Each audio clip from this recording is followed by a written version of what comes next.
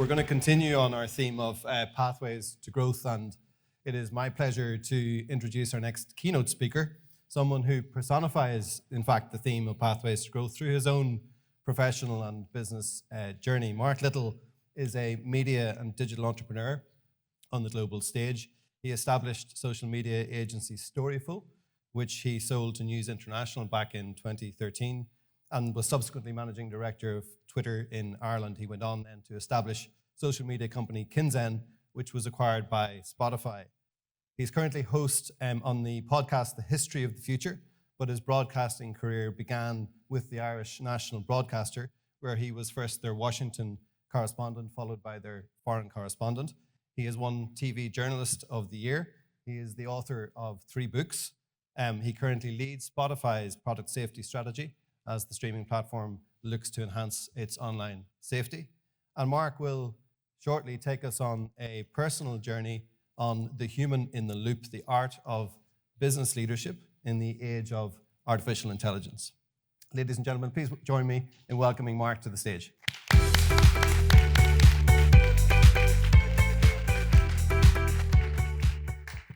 So I got this blast of imposter syndrome. I was listening to Caroline saying that she literally worked for Rolls-Royce Innovation, which kind of makes me that kind of battered old Beamer. You know, I get you from A to B, but definitely showing my age. And what I realized listening to these last few panels and the incredible speakers today, that the one skill that I've learned over 35 years, chasing after the fault line at which society changes. So I've always been fascinated by the idea of when an old world is over, but the new world is yet to be born, whether it's a big political story when I was a journalist or as an innovator wanting to be just ahead of everybody else. The skill that I have and that currently I get involved in a lot is I'm brought into the room by people who are not the technologists, who are not the experts in some particular aspect of the law, but they want to know what it looks like if I look around the corner and I tell them what I can see. And I describe it in a way that doesn't leave them paralyzed by fear, but makes them feel like they have some hand on some lever, that they're empowered to do something in the face of something that looks just so overwhelming. And that has been the skill that I've tried to develop, particularly recently, because I have never been so excited about communicating the future as I am today.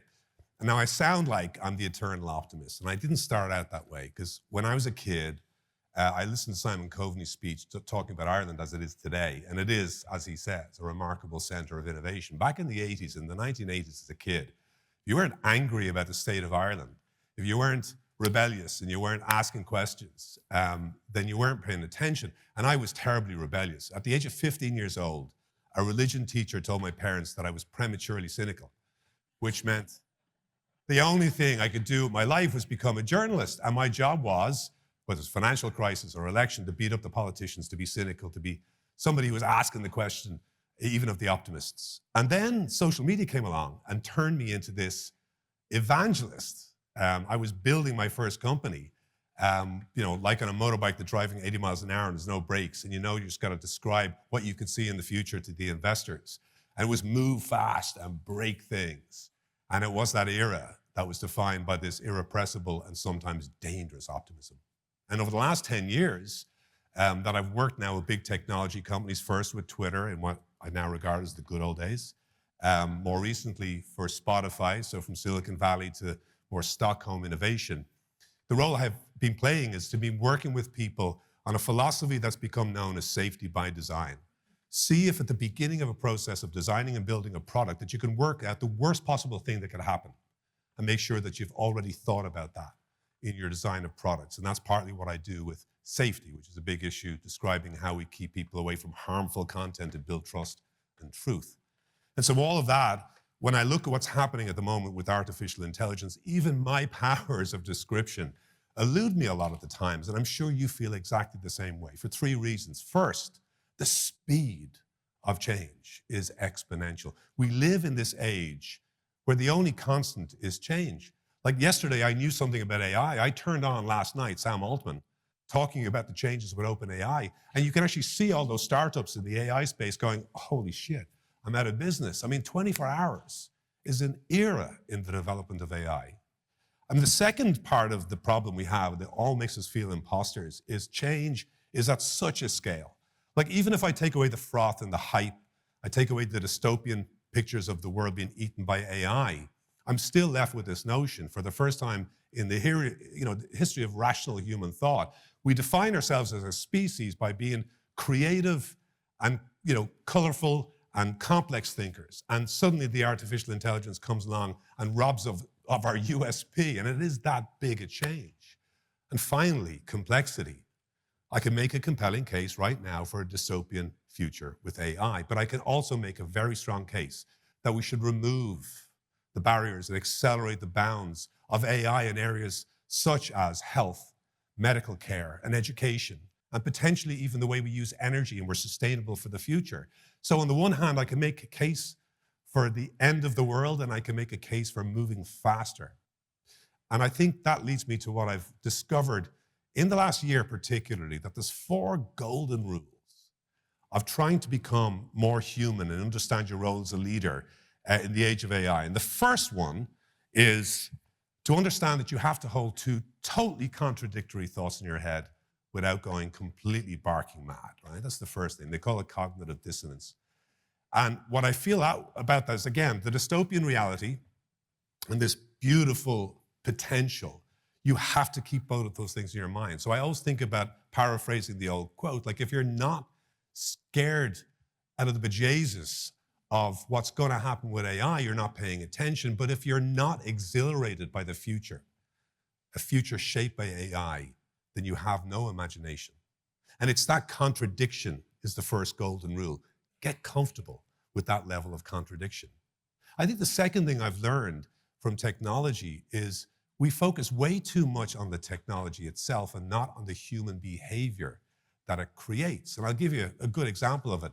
Like when I first saw the iPhone with Steve Jobs' hands back in 2008, I'm like, that's a phone. It's not a phone. My kids look at me with abject pity when I answer phone calls these days, because for them, this is a digital assistant that controls every aspect of their life. Now, if you had competed with Apple to create a better phone back in 2009, you would have failed. But if you're in the App Store watching how people are using this remarkable device, you would have been a winner. And I think it's the same again today, I feel, with artificial intelligence. We don't have to be the pioneers, but we have to understand the human behavior that the pioneering technology is creating. Rule number 3, do not believe anybody who makes a firm prediction about the future of artificial intelligence. The thing that defines this era is an era when nothing is certain, but everything is possible. The future is by definition ridiculous. If I'm to ring up 2013, bring you all back to 2013, tell yourself that in 2023, we will have suffered a global pandemic, the whole vision of work will have changed, we'll have a war in Ukraine, we'll have a war in Gaza, and Donald Trump may be odds-on favorite to become the president of the United States for the second time. You would have been locked up. So the key to surviving a future that is so ridiculous is resilience. It's to know you know what the worst case scenario is, and you're prepared for that, and you have an objective in the best case, and just constantly course correct without trying to set some outcome that you want to know on day one. Finally, in all of this, the 4th golden rule, the most exciting one, I think, you are not powerless. As individuals, as citizens, as leaders, as members of big organizations, you all have a hand on some scale that you can press for a future for AI that is positive and empowering. Every single person in this room. And if I have to persuade you of that, can I just ask maybe a question? How many people in the room here on a daily basis are using some form of generative AI, whatever it may be, ChatGPT-4 or DALL-E, Midjourney? Right, I'm estimating maybe just close to under a half maybe. The rest of the people in the audience, how many people have just got this week, let's say the last few days, a Netflix recommendation, Spotify piece of music, have used TikTok? How many people in the room? Right, okay, so pretty much everybody in this room is using AI on a daily basis. You wouldn't think it when you come into organizations who tell you about the new revolutionary power of AI, because for years we have been swimming in a pool of artificial intelligence. We've lived through this algorithmic AI period, where every platform you go onto is sitting on your shoulder. You're unconscious of that and looking at what you're doing and trying to predict what you should do next. In the best case scenarios, they're helping you get something to watch at 6:30 with your family, or in the case of Spotify, delivering wonderful music recommendations in your Discover Weekly. But in the worst case, they're sitting there hijacking your worst instincts because you are unconscious of their power. You're not even thinking of them sending you to that horrible, outrageous video or that terribly misinformed person on Twitter. And so the difference with generative AI is that we are conscious collaborators.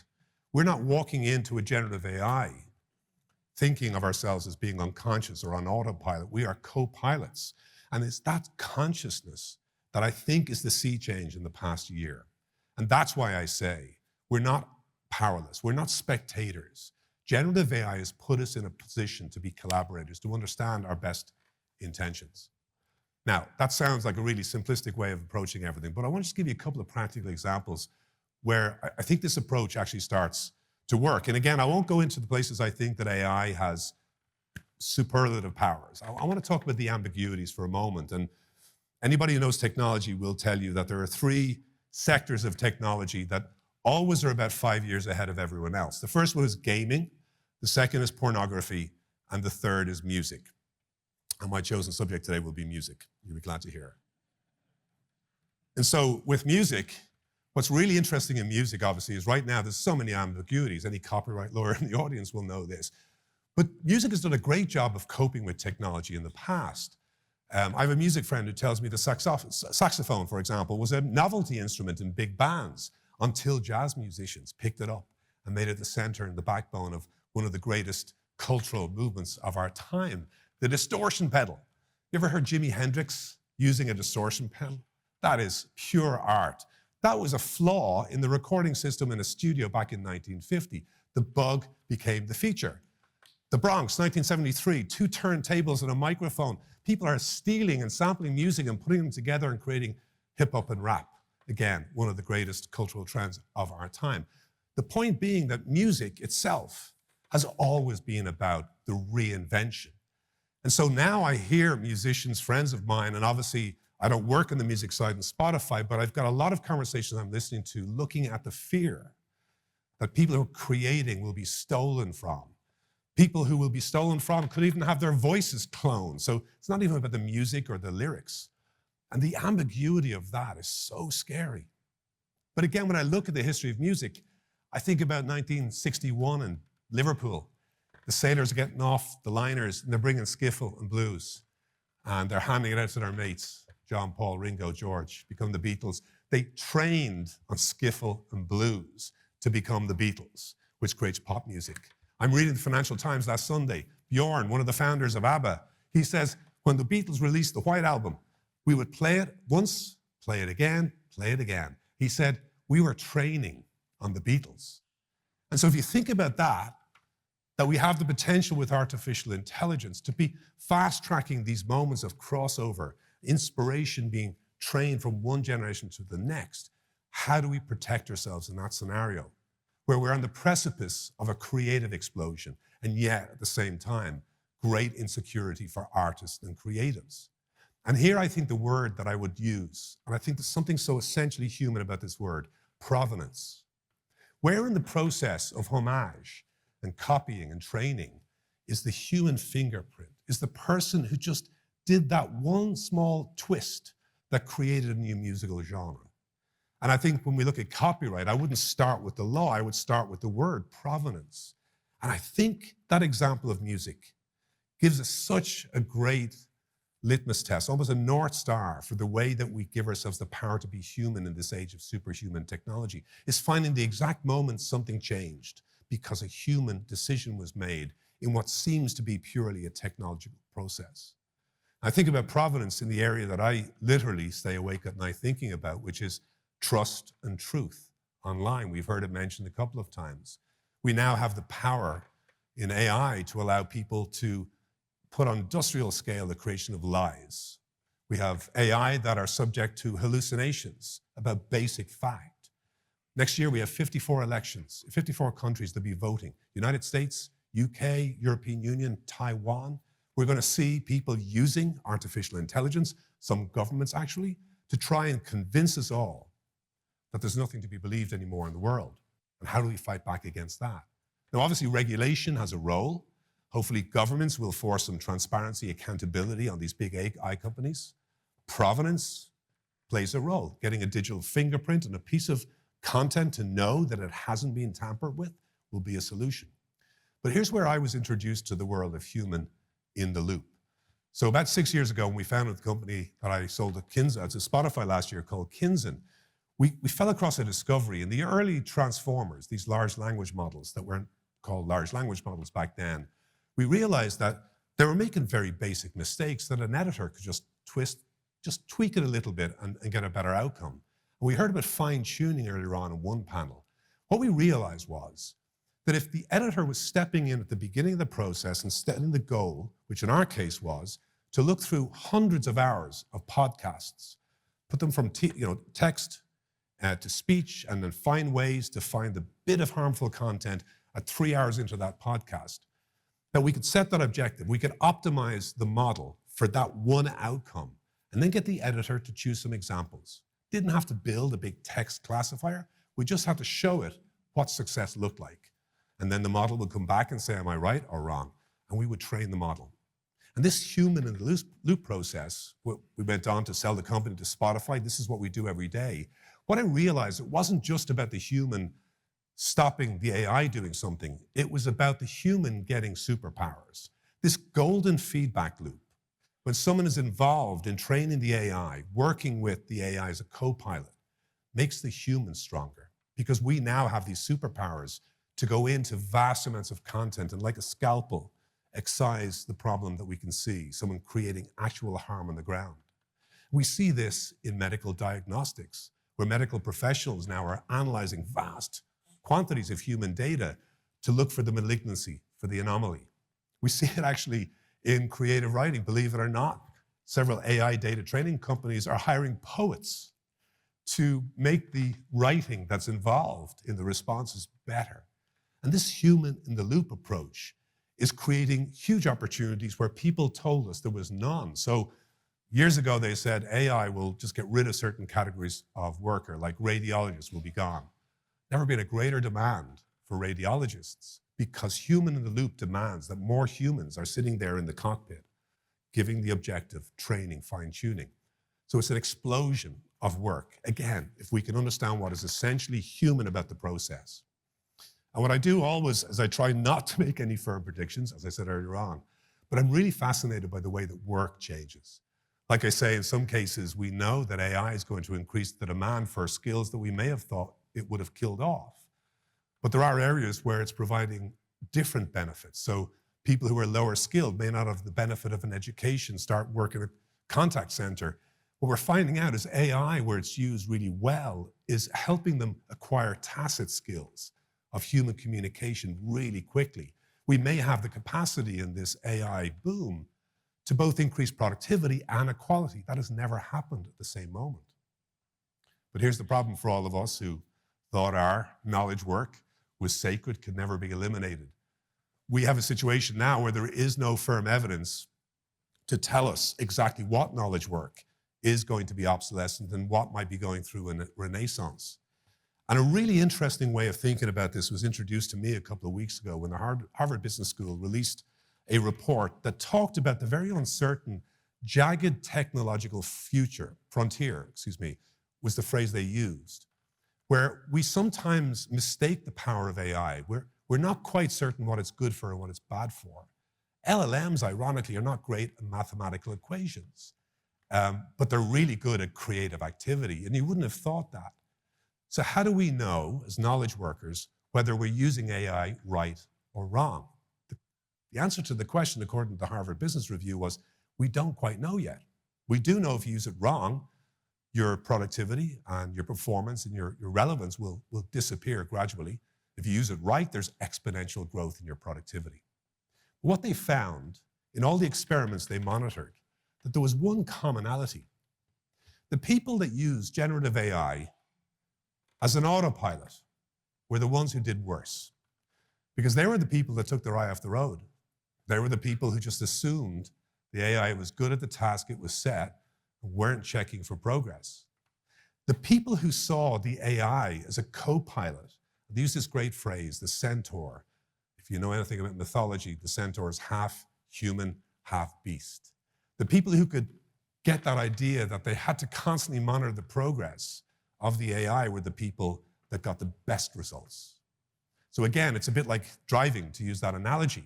You've got a GPS, you set the coordinates, the car sets off at that, but you've got to constantly be aware of the 1,000 different factors that are going on in that car to make sure you get to that destination that the machine is guiding you to. And I think that, again, is such a great reminder that the greatest skill as we approach this tipping point in human history is an essential human literacy. It's kind of relearning it.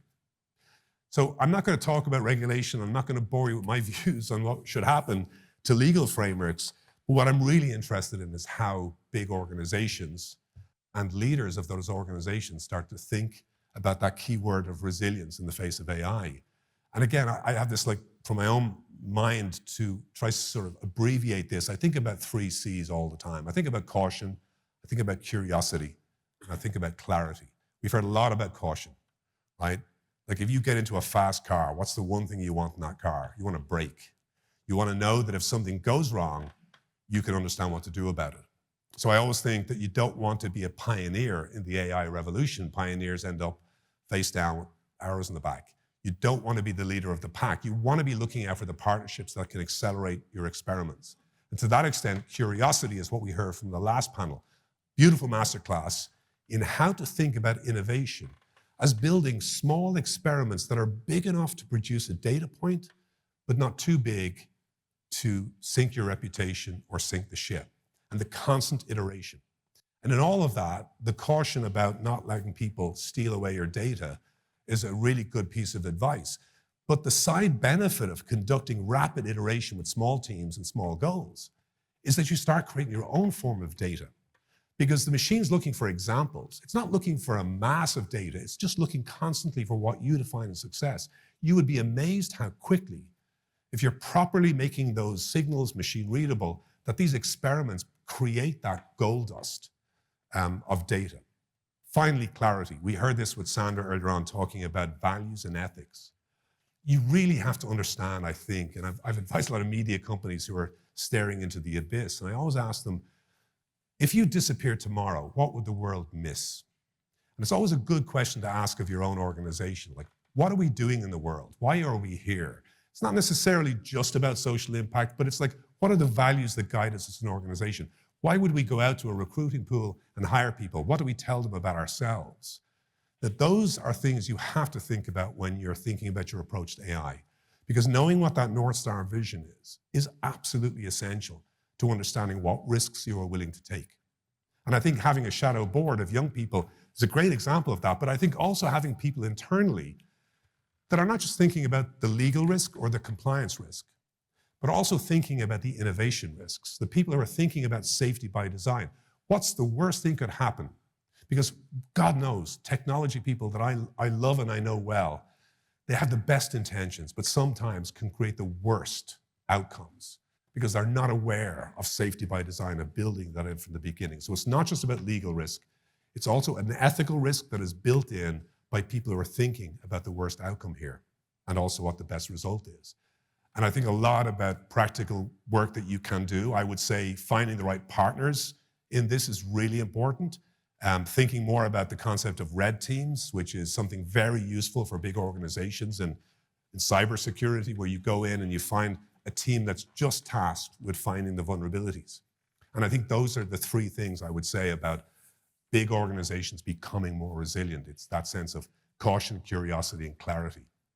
But I want to finish off, which is where I feel a bit like an evangelist here, is to talk about leadership itself, like individual leadership. In my journey, I can remember the turning point for me as a leader is when I realized the difference between leadership and management. Like, when you walk into a room as a manager, everybody knows you're in charge. When you walk into a room as a leader, everyone leaves that room knowing that they're in charge of something. They have some lever they can pull to influence the business. And I always think about the use of AI as you think about it as individual leaders. A great thing to think about is, can AI devolve the power of leadership from the ground upwards? Can it actually remove some of the management overheads that are keeping people from truly taking those small experimental stops? Can we devolve leadership through AI and get rid of the hierarchies that sometimes make your organization move like a super tanker? And I think that's where I think about the division between leadership and management. AI, I think, is going to help us as leaders decentralize that vital power of innovation in the organization. I'm going to finish off with an appeal as well, which I think goes to the heart of what the message I think you can hear from me is. Like, find the essentially human superpower in the product. Think about the caution that you need, but also the curiosity you need. Most of all, go back and learn about one of the overlooked business leadership programs that I took, which made a big difference to me. I learned a lot about emotional intelligence. And again, there's a Harvard Business Review set of books about this. And it was the second big change for me as a leader. And emotional intelligence is defined by self-awareness. When you walk into a room as a leader, you can communicate sometimes by not speaking. You can communicate by the tone of voice you have, by the certainty that you show to people, by your openness, your curiosity to them. Self-regulation, being able to sustain fear and loneliness that come, for example, with being an entrepreneur. Self-regulation is the most important skill you can possibly have. Vision, having the ability to communicate the North Star that everyone's going to follow, even if they're not quite sure of how they're going to get there. Finally, empathy, understanding not just why people make good or bad decisions, but what's going on in their brains when they make those decisions. Understanding what motivates that person and being able to respond to that. Now, I would argue everything I've just described is the essence of business leadership in the age of artificial intelligence. And I hope I've done enough to persuade you as I look around that corner that the people who will be the winners in an age of superhuman technology are the people who have truly understood the superhuman powers of the human being. And that's, I hope, giving you a bit about what I see around that corner. Thank you so much for your patience. I hope it's been some use.